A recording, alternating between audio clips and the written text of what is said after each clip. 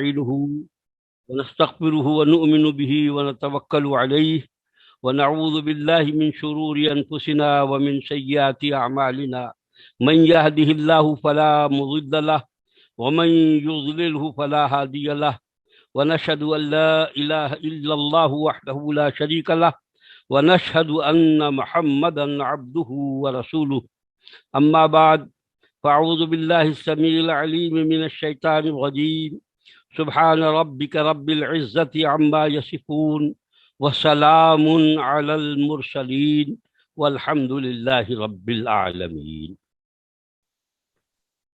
محترم حضرات، ہم نے گفتگو انبیاء علیہم السلام اور کتابوں کے تعلق سے، جو آسمانی کتابیں اور اللہ کا کلام ہم تک پہنچا ہے، اس کے تعلق سے کچھ گفتگو کی تھی۔ کسی وجہ سے بیچ میں رہ گئی تھی بات، لیکن جتنی بات بھی ہو گئی اللہ تعالیٰ قبول فرمائے۔ اور اب میں عرض کرنا چاہتا ہوں، اصل میں جس طرح اللہ کی توحید پر ایمان لانا ضروری ہے، جس طرح اللہ کی ذات و صفات پر ایمان لانا ضروری ہے، اسی طرح، بالکل اسی طرح انبیاء علیہم والسلام کے تعلق سے بھی ہمیں ایمان لانا ضروری ہے۔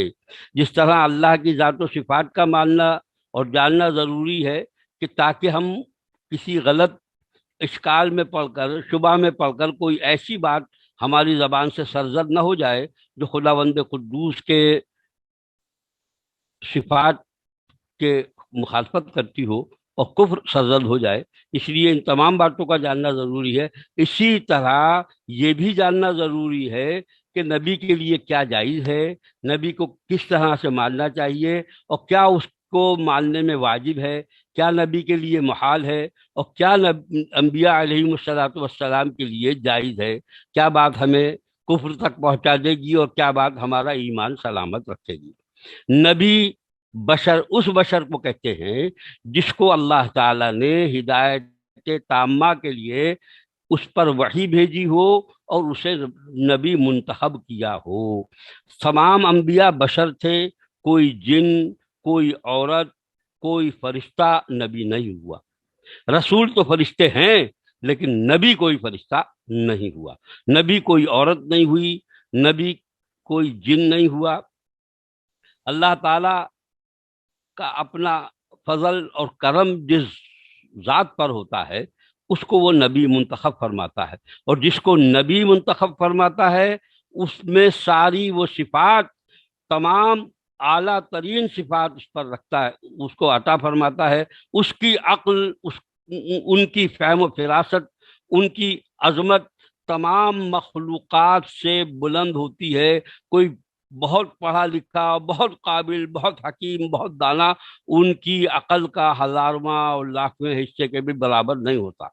اللہ تعالیٰ جس کو نبی بناتا ہے اس کو کوئی ایسا مرض نہیں دیتا جس سے گھن آئے، جیسے جذام ہے، برس کا مرض ہے، ایسا کوئی مرض اسے نہیں دیتا۔ اللہ تعالیٰ جسے نبی بناتا ہے اسے معصوم بناتا ہے۔ معصوم سمجھنا پڑے گا کہ معصوم کس کو کہتے ہیں۔ معصوم اس ذات کو کہتے ہیں کہ جس سے گناہ سرزد نہ ہو سکے، نہ سرزد ہو سکے، نہ اس کے ذہن و گمان میں کبھی گناہ کی بات آئے، صغیرہ گناہ بھی اور کبیرہ گناہ بھی۔ اچھا، یہ بات نبی بچے بھی ہوتے ہیں، پیدائشی طور پر تو بچے سے اور جوانی اور بڑھاپے تک پہنچتے ہیں، تو بچپن سے لے کر اور اپنے حیات کے آخری لمحے تک وہ معصوم ہیں، پہلے دن سے معصوم ہیں۔ اور معصوم صرف فرشتے ہوتے ہیں اور انبیاء علیہ السلام ہوتے ہیں۔ نبی معصوم ہوتے ہیں، تمام انبیاء معصوم ہیں، تمام انبیاء پر ہمارا ایمان ہے۔ ہم کوئی ایک متعین تعداد ان کے لیے نہیں کہہ سکتے۔ جب ہم یہ ذکر کرتے ہیں کہ انبیاء علیہ السلام کتنے ہیں تو ہم کہتے ہیں 1,24,000 کم و بیش، یعنی اس سے زیادہ بھی، اس سے کم بھی، کیونکہ اگر ہم نے کوئی ایک متعین تعداد کر دی اور خدا نہ کرتا کوئی نبی کم رہ گیا تو ہمارے ایمان میں خلل ہونے کا خطرہ ہے۔ اس لیے ہم کوئی متعین تعداد بیان نہیں کر سکتے۔ ٹھیک ہے صاحب؟ دوسری بات، انبیاء علیہ السلام کے ساتھ یہ بھی ضروری ہے کہ تمام انبیاء پر اللہ نے فرشتے کے ذریعے وحی بھیجی ہے یا بلا واسطہ بھی وحی بھیج سکتا ہے ان کے دل پر. وحی کا آنا شرط ہے نبوت کے لیے.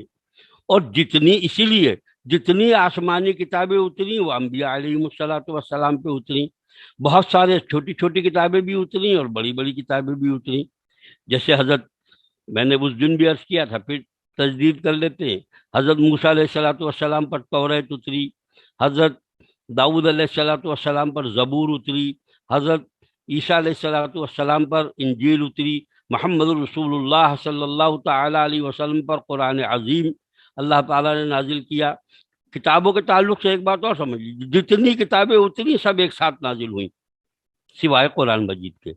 قرآن مجید ایک ساتھ نازل ہوا انا انزلناہ فی لیلۃ القدر، ایک آسمان دنیا پر لیلۃ القدر میں نازل ہوا، اور رسول کائنات صلی اللہ علیہ وسلم کے قلب مبارک پر 23 سال کے عرصے میں نازل ہوا. ایک ساتھ نہیں نازل ہوا، 23 سال کے عرصے میں نازل ہوا. تمام انبیاء علیہ السلام پر جو کتابیں بھیجی گئی وہ سب حق ہیں، سب اللہ کا کلام ہیں، سب احکامات الہیہ ہیں.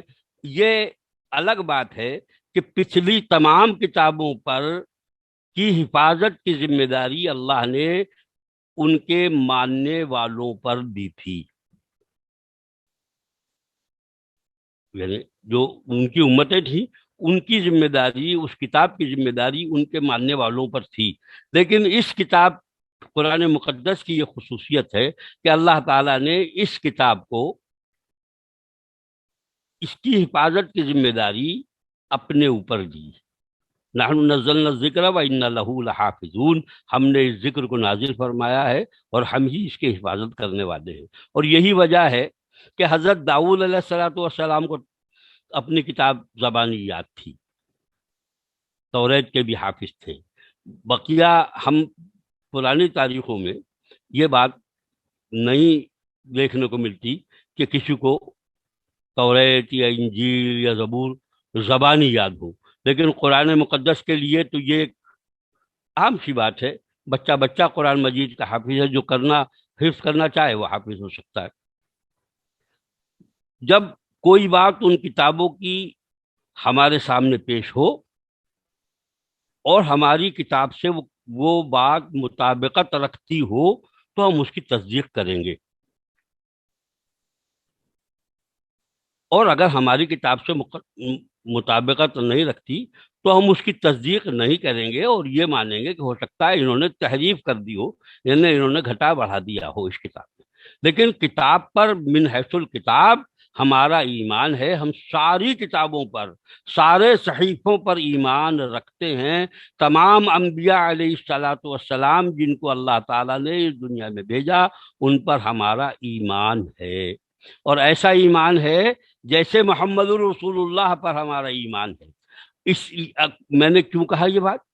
تاکہ ہمیں یہ بات کلیئر ہو جائے کہ ہم ان کے نام جانتے ہیں تو بھی ہمارا ایمان ہے، نہیں جانتے ہیں تب بھی ہمارا ایمان ہے کہ اللہ نے اپنے رسول اور انبیاء علیہ الصلوۃ والسلام بھیجے تھے. قرآن مجید خود اعلان کر رہا ہے کہ وہ اللہ کی کتاب ہے، اور اس کا ایک چیلنج بھی ہے، اور وہ چیلنج یہ ہے، اعوذ باللہ من الشیطان الرجیم، بسم اللہ الرحمن الرحیم، وَإِن كُنتُم فِي رَيْبٍ مِّمَّا نَزَّلْنَا عَلَىٰ عَبْدِنَا فَأْتُوا بِسُورَةٍ مِّن مِّثْلِهِ.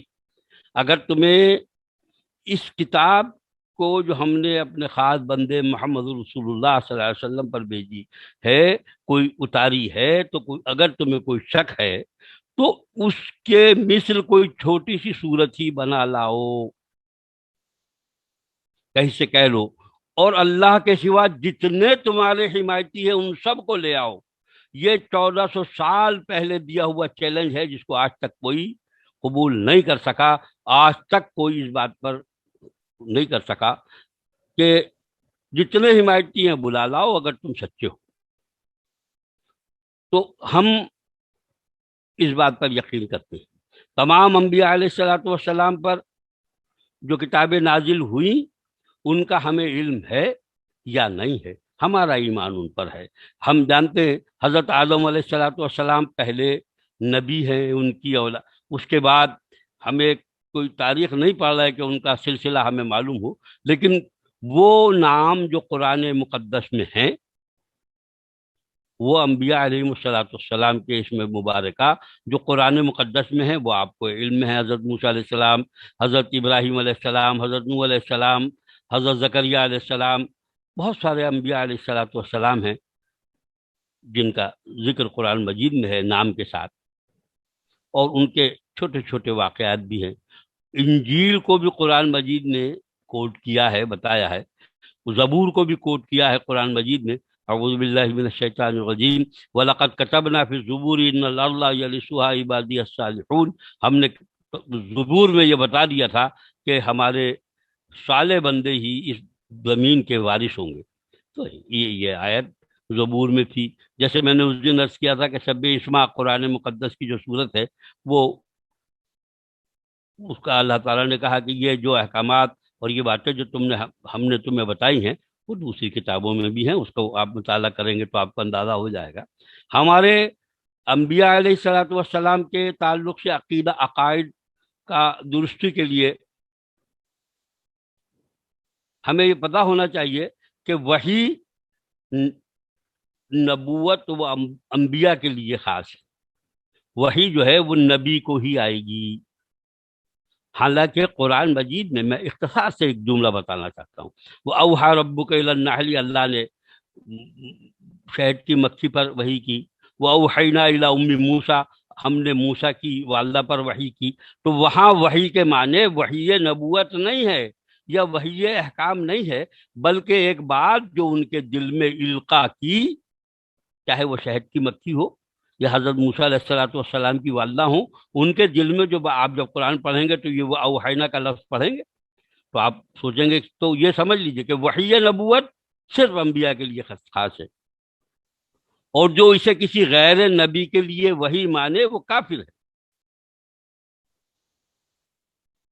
اور انبیاء علیہ الصلوۃ والسلام کی یہ خوبی ہے اور کہ اگر انہیں کوئی خواب میں بھی کوئی چیز بتائی جاتی ہے تو وہ بھی ان کے لیے وحی کی ہی شکل ہے. جیسے میں نے اس دن بات کر رہا تھا، حضرت ابراہیم علیہ الصلوۃ والسلام کا خواب بتایا تھا، تو آپ کو بتایا، انہوں نے کہا، ان کے بیٹے نے کہا تھا کہ میرے والد آپ وہ کیجئے جس کا آپ کو حکم دیا گیا ہے. یہ نہیں کہا تھا انہوں نے کہ جو آپ نے خواب میں دیکھا ہے، بلکہ یہ فرمایا تھا کہ جو آپ کو حکم دیا گیا ہے. تو نبی کا خواب بھی وحی ہے. اور ایک بات اور سمجھ لیجئے، کوئی شخص، کوئی ذات کتنی ہی محنت اور کتنی ریاضت کر لے، وہ اپنی محنت و ریاضت سے نبی نہیں بن سکتا. نبوت کسبی ہے، اللہ کے کسبی نہیں ہے. اللہ کے احسان و فضل سے جس کو چاہتا ہے وہ نبی بنا دیتا ہے. ایک جملہ جب آپ اور زیادہ مطالعہ کریں گے کائنات کا اور لوگوں کے عقائد کا، تو میں اس کا ذکر نہیں کرتا، تو آپ کو بہت ساری باتیں یہ لگے گا کہ اللہ تعالیٰ پر یہ واجب ہے. اللہ تعالیٰ پر نبی کو بھیجنا واجب نہیں ہے. اللہ پر کچھ واجب نہیں ہے. اللہ کا فضل اور احسان ہے، اور اس کی بے پناہ اور اپنی مخلوق کے ساتھ محبت ہے کہ اس نے ہدایت کے لیے انبیاء علیہ الصلوۃ والسلام کو بھیجا. میں نے یہ بھی آپ سے عرض کر دیا کہ نبی کی کسی بات کو کمزور جاننا یا یہ ماننا کہ انہوں نے کوئی بات چھپا لی یا یہ بات انہوں نے خاص آدمی کو بتائی اور عام کو نہیں بتائی، یہ احکام الہیہ کو انہوں نے چھپا لیا، جیسے بہت سارے لوگ اس قسم کی باتیں کرتے ہیں اور ایک ان کا اپنا خاص عقیدہ ہے، یہ ماننا بھی کفر ہے. اللہ کے جو بھی رسول یا نبی آئے انہوں نے اللہ کے احکام پورے کے پورے ہم تک پہنچا دیے. یہ ہمارے ایمان کے حصے میں یہ بات بھی ہمیں داخل کرنی چاہیے، جسے سمجھ لینا چاہیے کہ انبیاء علیہ الصلوۃ والسلام اپنے کار نبوت کو کما حقہ انجام دے کر دنیا سے تشریف لے گئے، چاہے ان کے ماننے والا ایک ہو یا کروڑوں ہوں، انہوں نے اپنا کام پورا انجام دیا. اور ایک بات سمجھ لیجئے کہ تمام انبیاء علیہ الصلوۃ والسلام کی جو عظمت ہے وہ تمام اللہ کی تمام مخلوق سے وہ افضل ہیں، یعنی انبیاء، صفِ انبیاء، انبیاء علیہم الصلاۃ والسلام اللہ کی ساری مخلوق سے افضل ہیں، مقرب ترین فرشتوں سے بھی افضل ہے۔ سب سے افضل جو ذوات مقدسہ ہیں، جو ذاتیں ہیں، وہ انبیاء علیہم الصلاۃ والسلام کی ہیں۔ یہ بات ہمارے ایمان میں داخل ہے۔ یہ بات بھی ہمارے ایمان میں داخل ہے کہ انبیاء علیہ الصلاۃ والسلام کے تعلق سے ان کی ادنا سے ادنا توہین یا ان کے خلاف کوئی بات، جملہ، مذاق میں اس طرح سے یا کسی بھی طرح سے کوئی بات ان کے خلاف کہنا کفر ہے۔ وہ آدمی کسی نبی کو نبی جانتے ہوئے کوئی جملہ ایسا کہہ دے جس سے توہین رسالت یا توہین نبوت ہو، وہ کفر ہے۔ یہ بات ہم نہیں کر سکتے بحیثیت مسلمان کی۔ جی، یہ جہاں جیسے رسول اللہ صلی اللہ تعالی علیہ وسلم کے تعلق سے قرآن مقدس ہے، یا ایھا الذین آمنوا لا ترفعوا اصواتکم فوق صوت النبی، اے لوگو جو ایمان لائے ہو، محمد رسول اللہ صلی اللہ علیہ وسلم کی آواز پر اپنی آواز بلند مت کرو، یا ان کو ایسے آواز مت دو، جیسے قرآن مجید میں ایک جگہ یہ بھی ہے کہ جیسے تم آپس میں ایک دوسرے کو آواز دیتے ہو، ایسے آواز مت دو، اور ان کو اپنے جیسا مت سمجھو، انہیں برتر ذات سمجھو۔ اللہ نے انہیں بشر بنایا ہے، ہم بشر، میں نے پہلا جملہ جو آپ سے شروع کیا وہ یہ تھا کہ تمام انبیاء بشر ہیں، تمام انبیاء بشر ہیں، لیکن انہیں بشر اپنے جیسا بشر ماننا کہ جیسا میں ہوں ایسے معاذ اللہ رب العالمین وہ نبی بھی ہیں، یہ اپنے برابری میں لے جا کر کھڑا کرنا اس ذات کو جو اللہ کی تمام مخلوق میں سب سے افضل ہیں، سارے انبیاء۔ ہمارے رسول اللہ صلی اللہ علیہ وسلم تمام انبیاء میں سب سے افضل ہے۔ اللہ نے تمام انبیاء میں فضیلت رکھی ہے، اور ہمیں ایک تاکید کی ہے کہ لا نفرق بین احد من رسلی، ہم کسی نبی کسی رسول میں تفریق نہیں کرتے، یعنی ایمان کے معاملے میں تفریق نہیں۔ اللہ نے جس کو بلند بنایا ہے وہ بتائے گا، تلک الرسول فضلنا بعضهم علی بعض، یہ رسول ہیں، ہم نے بعض میں بعض کو فوقیت دی ہے، بعض میں بعض کو فضیلت عطا فرمائی ہے، کسی سے گفتگو کی ہے، کسی کو رحمت للعالمین بنایا ہے، کسی کو خلیفہ ارض بنایا ہے۔ حضرت داؤد علیہ السلام کو اللہ تعالیٰ نے کہا کہ ہم نے تمہیں خلیفہ بنایا ہے اس دنیا کا، یا داؤد انا جعلنا کا خلیفہ۔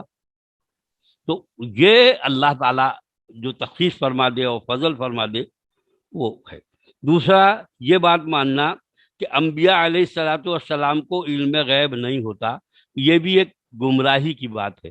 علم غیب عطائی ہے، اللہ نے جتنا علم انہیں عطا فرما دیا، جتنا علم انہیں عطا فرما دیا غیب کا، اور نبی کہتے ہی ہیں چھپی ہوئی بات کو بتانے والا، نبی کہتے ہی اس ذات کو ہیں کہ جو چھپی ہوئی بات کو بتا دے، وہ نبی ہے۔ یہ اس بات پر ہم سب متفق ہیں۔ حضرت آدم علیہ الصلاۃ والسلام کو اللہ تعالیٰ نے بغیر ماں باپ کے پیدا کیا، حضرت عیسیٰ کو بغیر باپ کے پیدا کیا، وہ اس کا اپنا احسان ہے۔ آپ کو علم ہے کہ تمام ملائکہ کو حکم دیا کہ انہیں سجدہ کریں، آپ حضرت آدم علیہ السلام مسجود ملائک بھی ہیں۔ تو یہ سب باتیں ماننا ہمارے لیے ضروری ہے، اور جو ان کا انکار کرے وہ کفر کرتا ہے۔ اس لیے انبیاء علیہ الصلاۃ والسلام کا جو عقیدہ ہے اور جو ایمان ہے ہمارا، اس کا ایک بڑا وسیع دائرہ ہے۔ کچھ انبیاء علیہ الصلاۃ والسلام کی یہ خوبی ہے کہ اللہ تعالیٰ نے ان پر سلام بھیجا ہے۔ میں نے جو آیت پڑھی، وَسَلَامٌ عَلَى الْمُرْسَلِينَ، اور سلام ہو تمام انبیاء علیہ الصلاۃ والسلام۔ ہم جمعہ کا خطبہ سنتے ہیں تو ہم اس میں تمام انبیاء پر سلام بھیجتے ہیں، تمام فرشتوں پر سلام بھیجتے ہیں، اور اللہ کے نیک صالح بندوں پر بھی سلام بھیجتے ہیں۔ اور ہمیں اس بات کا بھی علم ہونا چاہیے جو قرآن مجید میں جن انبیاء علیہم الصلاۃ والسلام کے نام ہیں ان کا ناموں کا اگر ہم علم رکھیں تو بہت اچھا لگے گا اور اچھی بات ہوگی. بقیہ جتنے نام ہیں وہ تو ہم کنفرم ہیں وہ نبی، اور جتنے نام ہمیں پتہ نہیں ہے ان کے لیے ہم کوئی تحقیق نہ کریں، ان کی کوئی تردید نہ کریں، ان کی کوئی تصدیق نہ کریں. کوئی کہے کہ صاحب فلاں رسول ہیں یا فلاں نبی ہیں، تو صاحب ہوں گے، ہمیں پتہ نہیں، ہمارے علم میں نہیں. ہمارے علم میں تو یہ ہیں کہ حضرت آدم علیہ السلام، حضرت نوح علیہ السلام، حضرت ابراہیم علیہ السلام، حضرت شیس علیہ السلام، حضرت ادریس علیہ السلام، حضرت اسحاق علیہ السلام، حضرت اسماعیل علیہ السلام والسلام، میں نام عرض کر رہا ہوں. حضرت یوسف علیہ السلام، حضرت یوسف علیہ السلام کی جو خوبی ہے وہ میں آپ سے عرض کر دوں. تمام انبیاء علیہ السلام والسلام میں خوبی جو حضرت یوسف علیہ السلام کو حاصل ہے وہ شاید کسی دوسرے نبی کو حاصل ہو، جو میرے اپنے مطالعے میں ہے. حضرت ان کے والد ہیں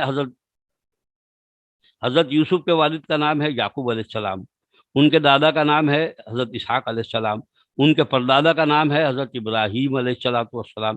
تو ایسا نبی کہ جو خود بھی نبی ہوں، ان کے باپ بھی نبی ہوں، ان کے دادا بھی نبی ہوں، ان کے پردادا بھی نبی ہوں، تو وہ حضرت یوسف علیہ السلام. ایسے نبی وہ حضرت یوسف علیہ السلام ہے کہ جن کے ہیں. اب پھر حضرت موسیٰ علیہ السلام ہے، اور حضرت موسیٰ علیہ السلام کی جو خوبی ہے وہ خوبی یہ بھی ہے کہ یہ خوبی بھی ایک خصوصی ہے، کسی دوسرے رسول کو یہ خوبی شاید نہیں عطا کی گئی. میں شاید کا لفظ جان بوجھ کے اپنے نقص علم کی وجہ سے نہیں، بلکہ میں پورے یقین کے ساتھ بھی کہہ سکتا ہوں، لیکن شاید کا لفظ صرف اپنے عجز کی وجہ سے لگا رہا ہوں. حضرت موسیٰ علیہ السلام نے دعا کی، رب اشرح لی صدری ویسر لی امری واحلل عقدۃ من لسانی یفقہوا قولی واجعل لی وزیرا من اہلی ہارون اخی اشدد بہ. اے اللہ میری زبان کو کر دے، اور میری زبان کو آسان کر دے، اور میرے معاملات کو، میرے کام کو میرے لیے آسان کر دے. بہت ساری باتیں کرتے ہوئے کہنے لگے، فرمانے لگے کہ میرا ایک وزیر بنا دے اور میرے بھائی ہارون کو نبی بنا دے. تو اللہ نے ان کی دعا کو قبول فرمانے کے بعد حضرت ہارون علیہ السلام کو نبی بنا دیا، ان کے بھائی کو. یہ خصوصیت حضرت موسیٰ علیہ السلام کی ہے. حضرت موسیٰ علیہ السلام کی یہ خصوصیت ہے کہ وہ ایسے رسول ہیں کہ ان کے بھائی، ان کے دعا کی برکت سے اللہ تعالیٰ نے ان کے بھائی کو نبی بنا دیا. اور قرآن مجید میں اللہ نے اس کا ذکر کیا کہ ہم نے تمہارے بھائی کو تمہارے کہنے سے نبی بنایا.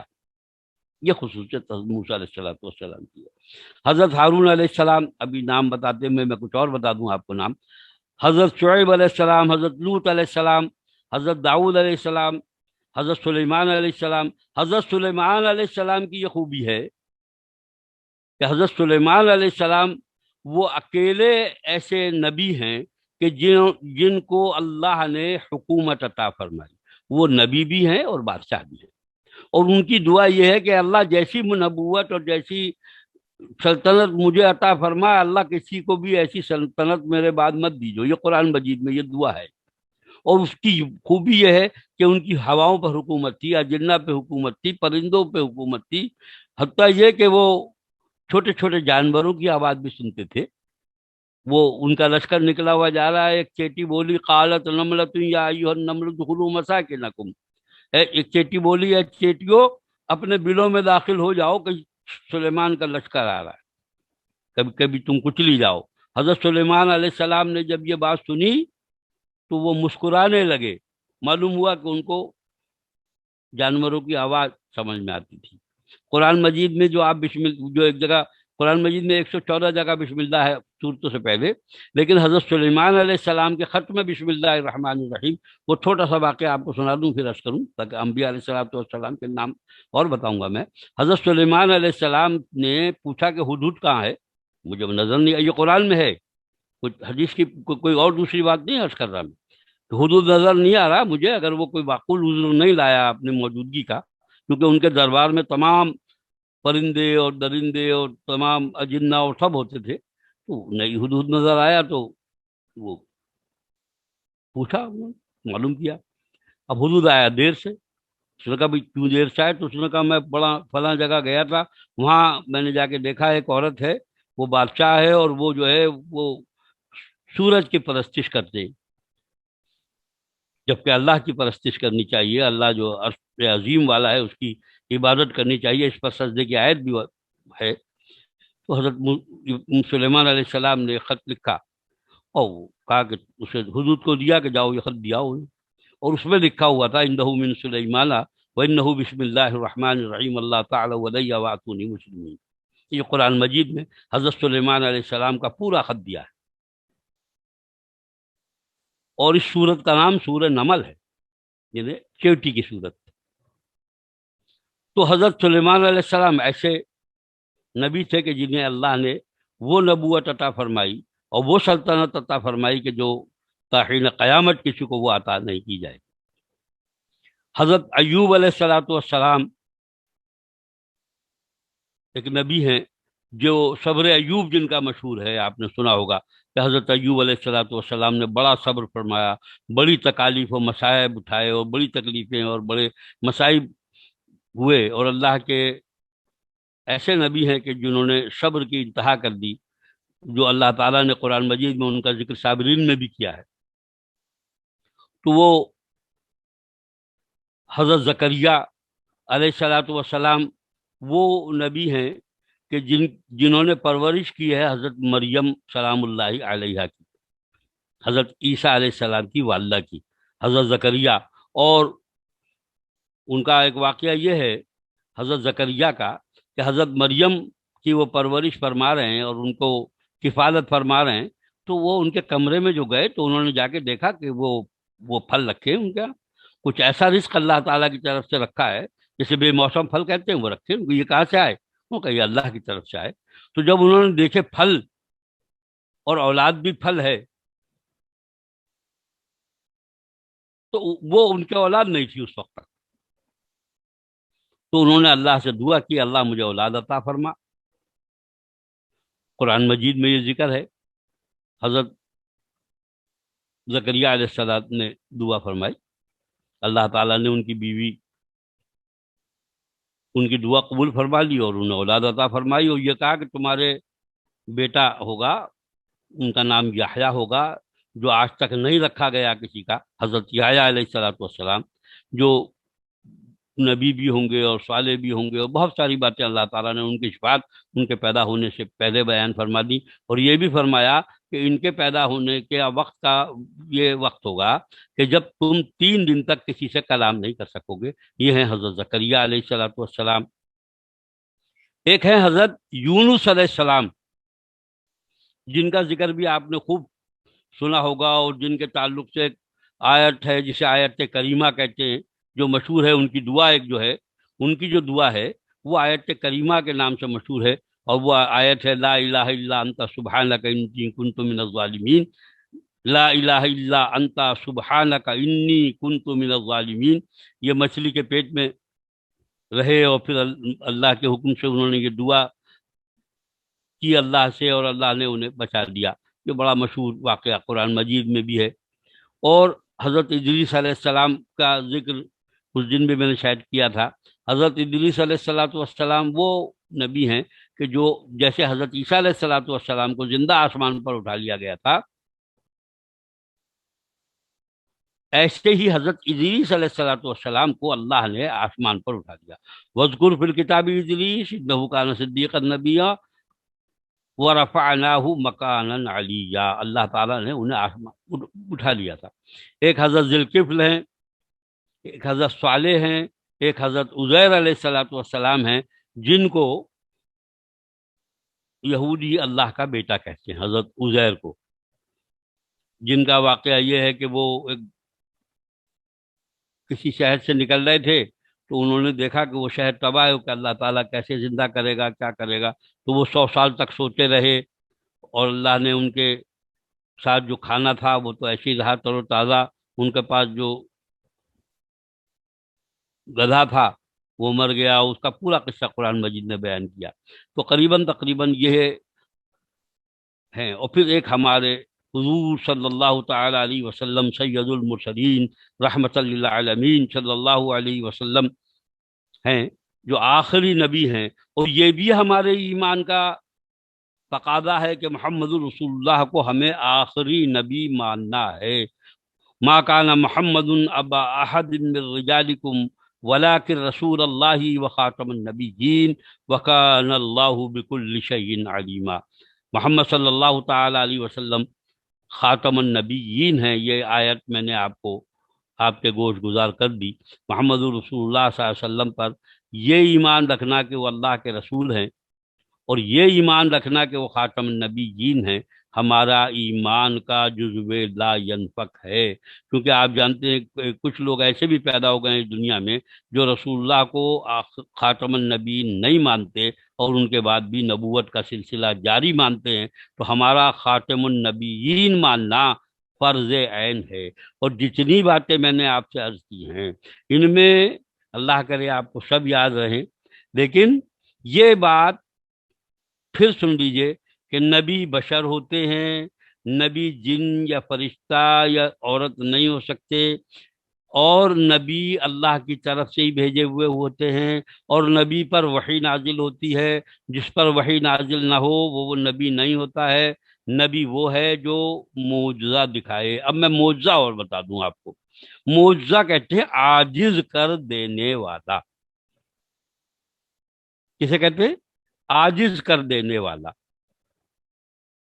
یعنی جو انسان سے جس کا ہونا، سرزد ہونا ممکن نہ ہو بلکہ محال ہو۔ جیسے حضرت، میں آپ کو سمجھا دوں، حضرت صالح علیہ السلام کی اونٹنی کا معجزہ، حضرت موسیٰ علیہ السلام کا عصا، وہ پھینک دیں تو سانپ بن جائے، پکڑ لیں تو عصا ہو جائے، یا ید بیضا اپنے یہاں ہاتھ ڈال دیں، شانے کے اندر کو ہاتھ ڈال کے باہر کو نکالیں تو وہ سورج کی طرح چمکنے لگے، یا حضرت عیسیٰ علیہ السلام کا نابینا کو بینا کر دینا، اندھے کو ٹھیک کر دینا، مردہ کو زندہ کر دینا، مٹی کا پرندہ بنا کر اس کو اڑا دینا، یا محمد الرسول اللہ صلی اللہ علیہ وسلم کا شق القمر کا معجزہ۔ اس پر ہم بعد میں گفتگو کریں گے رسول اللہ صلی اللہ علیہ وسلم کے تعلق سے۔ اور قرآن مجید رسول اللہ کا ایسا معجزہ ہے کہ جس کی آج تک، جس میں ہزارہ لامتناہی معجزے خود اس میں ذاتی طور پر موجود ہیں۔ یہ ہدایت کی کتاب ہے، یہ اللہ تعالیٰ کی بے پناہ بڑا انعام ہے۔ اسے آپ، یہ ایسا معجزہ ہے جو مابعد قیامت بھی باقی رہے گا۔ یہ ایسا معجزہ قرآن مجید اللہ تعالیٰ کا رسول اللہ صلی اللہ علیہ وسلم پر۔ تو تمام انبیاء علیہ الصلوۃ والسلام پر ہمارا ایمان یہ ہے کہ تمام انبیاء علیہ الصلوۃ والسلام اللہ کی ساری مخلوق میں انبیاء کو چھوڑ کر سب سے افضل ہیں، مقربین فرشتوں سے بھی افضل ہیں، تمام جن و ملائکہ جمی مخلوقات الہیہ سے افضل ہیں، اور حضور صلی اللہ تعالی علیہ وسلم ان سب کے سردار ہیں، امام الانبیاء ہیں، سید المرسلین ہیں، رحمت للعالمین ہیں، اور ان کے صدقے میں یہ امت جس میں ہم ہیں وہ تمام امتوں میں سب سے افضل امت ہے۔ یہ امت مرحومہ کہلاتی ہے، اور مرحومہ کے مطلب ہوتا ہے رحم کی گئی۔ اللہ تعالیٰ نے سب سے زیادہ رحم آپ پر کیا ہے، آپ کو محمد الرسول اللہ صلی اللہ علیہ وسلم کی امت میں پیدا کیا ہے۔ تو یہ امت مرحومہ تمام امتوں میں سب سے افضل امت ہے۔ اور یہی بات نہیں ہے، تمام انبیاء علیہ الصلوۃ والسلام سے اللہ نے میثاق لیا۔ میثاق کہتے ہیں وعدے کو۔ کس ذات کا میثاق لیا؟ وہ محمد رسول اللہ صلی اللہ علیہ وسلم ہے۔ ایک تو یہ سب سے بڑی عظمت ہے، اور ایک آپ کی جو ایک ذمہ داری یہ ہے کہ آپ سب خود، یعنی جس میں آپ بھی ہیں، اور تمام امت محمد الرسول اللہ ہے کہ وہ گواہی دے گی تمام انبیاؤں کی صداقت کی، کیونکہ بہت بہت خراب امتیں آئیں گی، وہ کہیں گے اپنے نبی کے تعلق سے کہ انہوں نے تو اپنا کام کرا ہی نہیں، صاحب پہنچایا نہیں، یہ تو ہم پہلی دفعہ دیکھ رہے ہیں انہیں، یہ تو کہہ رہے ہیں کہ ہم نے انہیں اپنا بات پہنچا دی تھی، ہم نے احکام الہیہ کو پہنچا دیا تھا، اور وہ انکار کریں گے تو پھر کون گواہی دے گا اس بات کی؟ یہ امت محمد رسول اللہ گواہی دے گی کہ ہم نے، انہوں نے اپنا احکام جو اللہ نے ان کے سپرد کیا تھا وہ پہنچا دیا تھا۔ بات سمجھ میں آ رہی ہے آپ کے؟ وہ احکام الہیہ جو انبیاء علیہ الصلوۃ والسلام کو عطا کیے گئے تھے، یا جو وحی الہیہ اپنی امت کو انہوں نے پہنچائی تھی، اس کی گواہی ہم دیں گے، کیونکہ ہم آخری امت ہیں، ہم محمد رسول اللہ کی امت ہیں، ہمیں بتا دیا گیا ہے کہ تمام انبیاء نے اپنے احکام پہنچا دیے، تو ہم گواہی دیں گے کہ ہاں صاحب انہوں نے پہنچا دیا تھا اور یہ جھوٹ بول رہے ہیں۔ یہ ہماری عظمت اللہ تعالیٰ نے عطا فرمائی ہے رسول اللہ صلی اللہ علیہ وسلم کے صدقے میں، کہ آپ افضل الانبیاء کی امت ہیں، تو تمام امتوں میں سب سے افضل امتیں آپ کی۔ سب سے پہلے حضرت آدم علیہ السلام، اور سب سے آخر میں محمد الرسول اللہ صلی اللہ علیہ وسلم۔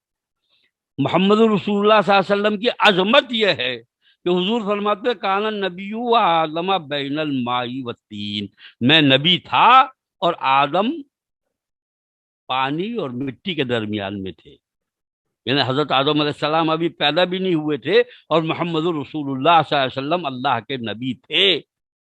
پھر آپ کہیں گے صاحب کہ یہ تو سب سے آخر میں، ہاں، اول الانبیاء ہونے کے بعد خاتم النبیین بھی آپ ہیں، اول بھی آپ ہیں اور آخر بھی آپ ہیں۔